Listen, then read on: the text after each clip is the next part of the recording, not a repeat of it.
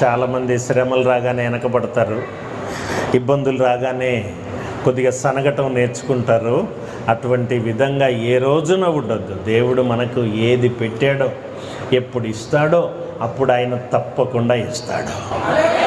అనుకూల సమయమందు నీ మొరను ఆలకించాను, రక్షణ దినమందు నిన్ను ఆదుకుంటాను. ఆయన వాగ్దానం అది. నీకు రక్షణ ఇచ్చే రోజు ఒకటి ఉంది, ఆ రోజు నిన్ను ఆదుకుంటాడు. అనుకూల సమయం ఒకటి ఉంది, ఆ సమయాన నీ కన్నీరు తుడుస్తాడు.